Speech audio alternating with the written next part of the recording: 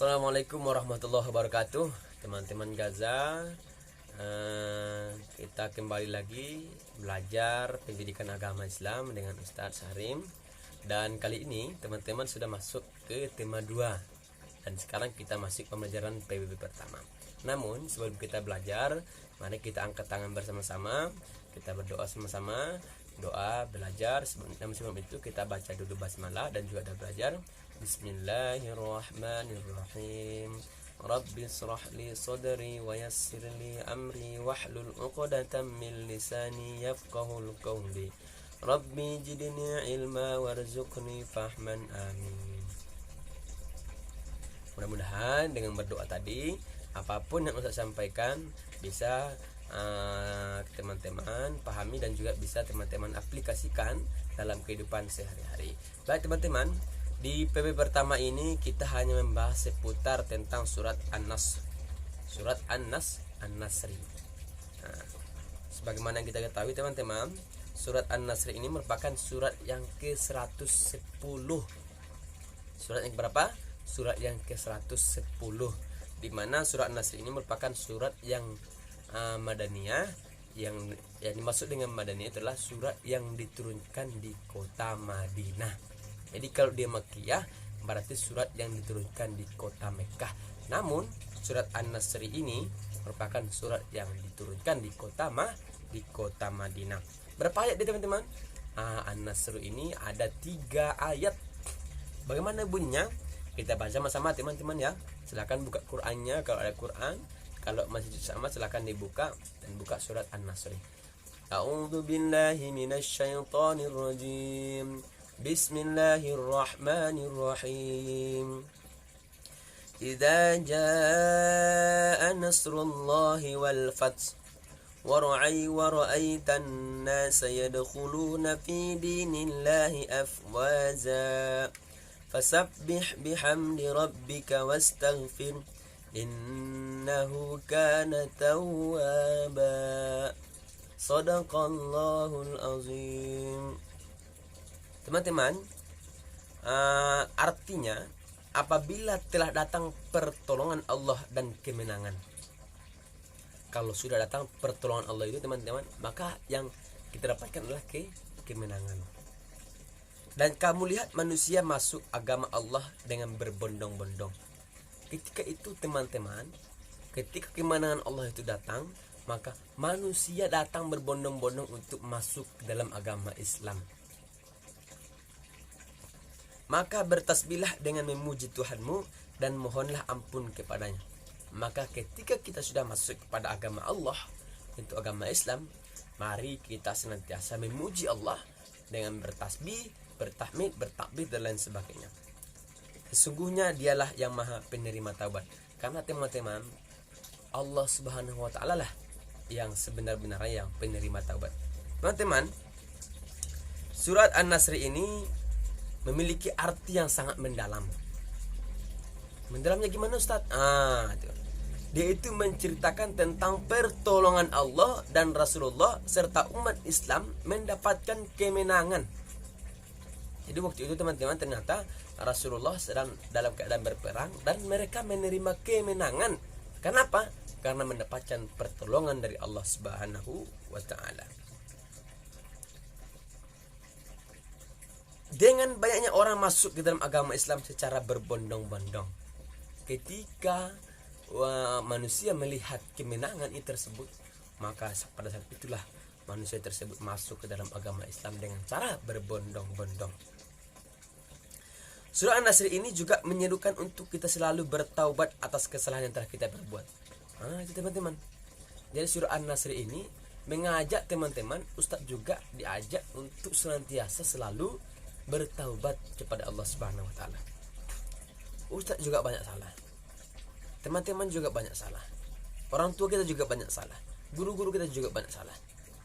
Kita semua tidak bisa terhindar dari namanya kesalahan. Oleh karena itu senantiasa kita bertaubat kepada Allah Subhanahu wa ta'ala.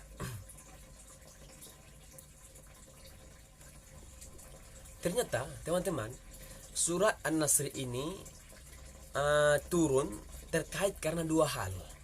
Apa aja itu Ustaz? Ingat ini.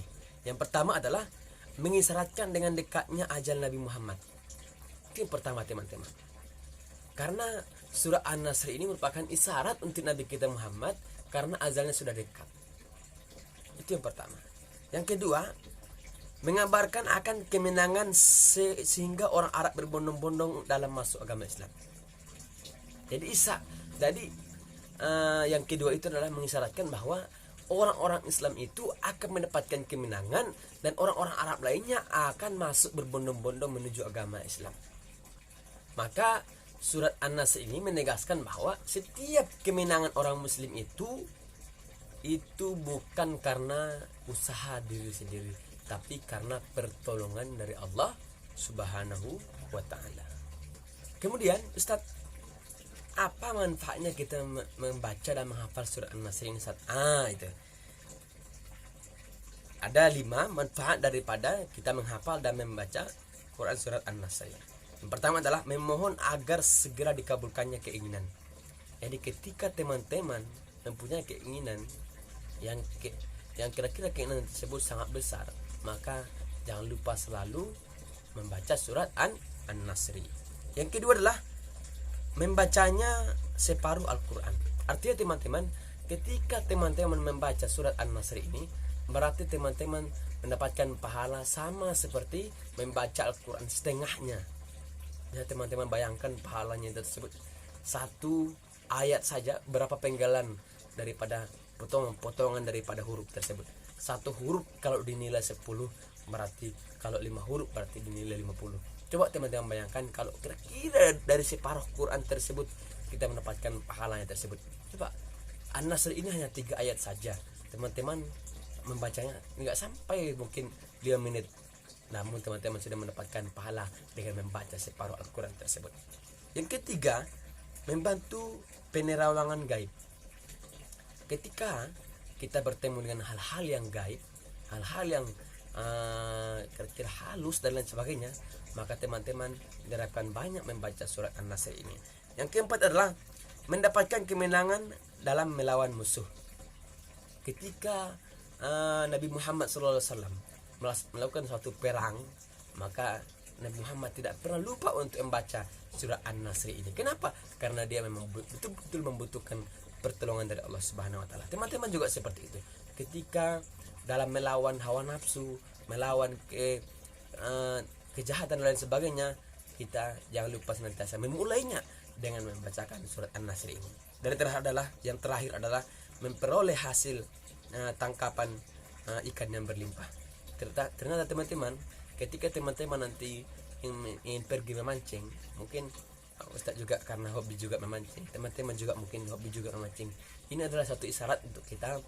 Di antara keutamaan surah An-Nasr ini adalah kita bisa lebih mudah untuk mendapatkan ikan. Tapi ini bukan sepenuhnya bisa kita patokkan, tapi menjadi ikhtiar kita atau usaha kita untuk mendapatkan hasil yang baik tersebut. Teman-teman, ini merupakan beberapa hal mengenai Quran surah An-Nasr. Teman-teman diharapkan yang pertama mampu untuk menghafalnya, dia hanya 3 ayat saja. Yang kedua, teman-teman diharapkan mampu untuk mengetahui asbabun nuzulnya. Dan yang ketiga adalah teman-teman diharapkan untuk mampu mengetahui manfaat dan tujuan daripada menghafal Quran surah An-Nasr ini. Teman-teman, untuk tugas teman-teman di rumah, yang pertama adalah silahkan teman-teman hafalkan dulu. Kalau sudah hafal, silahkan ditulis di buku tulis ya teman-teman ya. Silahkan tulis di buku tulis lengkap dengan artinya. Kemudian teman-teman tulis manfaatnya yang seperti Ustaz sampaikan tadi. Kemudian teman-teman silahkan kirim apa yang sudah teman-teman tulis. Namun Ustaz harapkan walaupun Ustaz tidak bisa melihat antum sudah betul-betul hafal surah An-Nasr ini teman-teman, karena memang mempunyai banyak keutamaan dan juga tujuan. Itu mungkin yang dapat saya sampaikan pada kesempatan kali ini. Mudah-mudahan bisa kita manfaatkan dalam kehidupan kita sehari-hari. Billahi taufiq wal hidayah. Wassalamualaikum warahmatullahi wabarakatuh.